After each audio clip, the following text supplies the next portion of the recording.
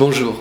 nous sommes très heureux aujourd'hui de pouvoir vous présenter une œuvre qui vient du Gandhara, une fois encore, un des domaines que la galerie présente à de multiples reprises. Vous l'aurez constaté sur notre site ou bien sur le site Plaisir d'Esthète, où nous avons eu l'occasion de pouvoir présenter un certain nombre de lots venus de cette région.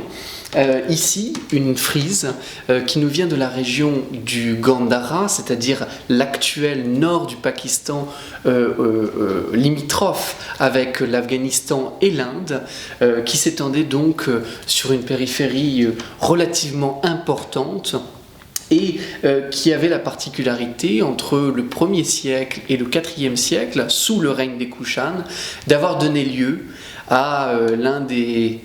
arts les plus connus, les plus emblématiques des liens entre Orient et Occident par l'intermédiaire de Alexandre le Grand, qui est bien évidemment l'art du Gandhara.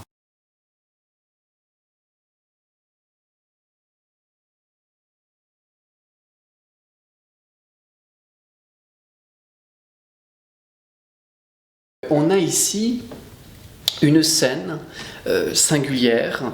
qui nous a été permise d'authentifier et d'identifier par le biais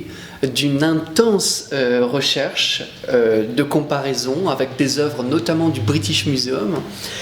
où l'on est parvenu à identifier cette première scène à gauche. On va essayer de s'arrêter un instant sur cette représentation. On retrouve au centre deux personnages en conversation,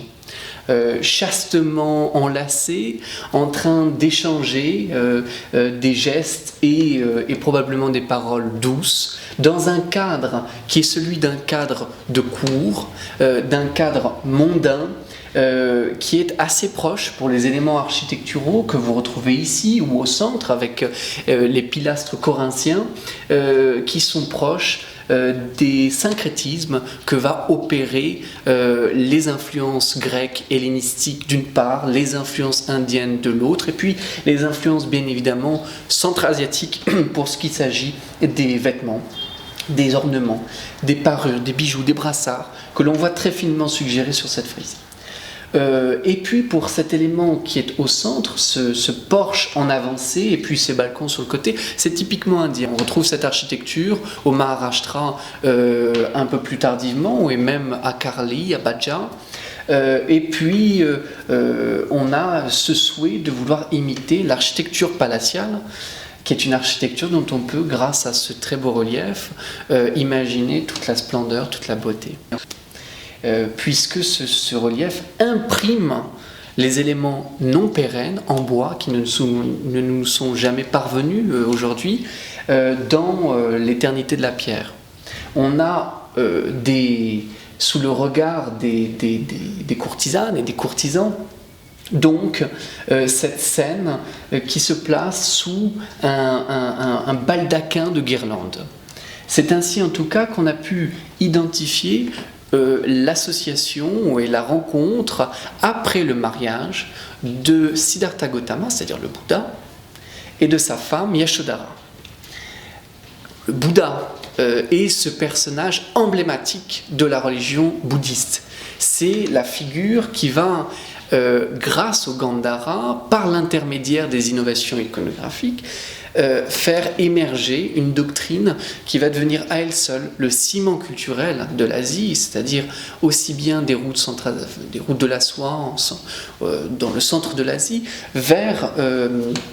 l'Asie du Sud-Est, vers la Chine, jusqu'au Japon. Et cette figure du Bouddha, on la retrouve, du moins de Siddhartha Gautama, on la retrouve à droite, où vous voyez, et là c'est l'un des plaisirs de pouvoir jouer avec le socle, on retrouve sur la partie de gauche le personnage emblématique, le personnage central, qui est Siddhartha Gautama, uni par la main avec son épouse Yashodhara, sous le regard auspicieux d'un officiant, d'un dévot, qui est là peut-être pour conclure l'acte de mariage, ou peut-être aussi un dieu, puisqu'il manque une partie en bas. Et il s'agirait alors du patronage d'Indra ou du patronage d'une divinité, tandis qu'à côté viennent dans une espèce de profusion visuelle,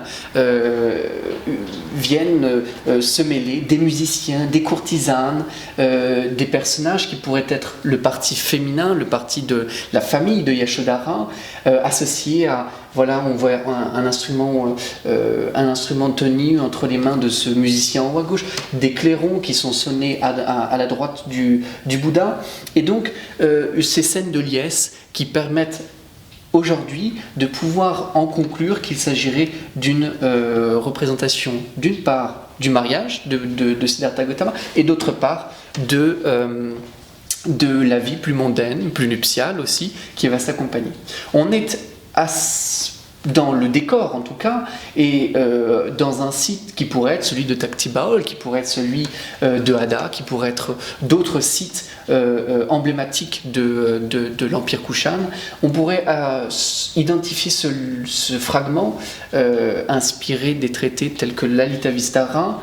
au niveau des tambours dans les soubassements de stupa, puisqu'il présente en fait une forme légèrement incurvée au revers. Et il faut quand même le rappeler, cette scène est rare, très rare. L'association de ces deux images, d'une part le mariage suivi ensuite des scènes palatiales, sont très rares aujourd'hui sur le marché de l'art, comme dans les milieux muséaux, et c'est la raison pour laquelle on est très heureux de pouvoir vous présenter ce somptueux fragment,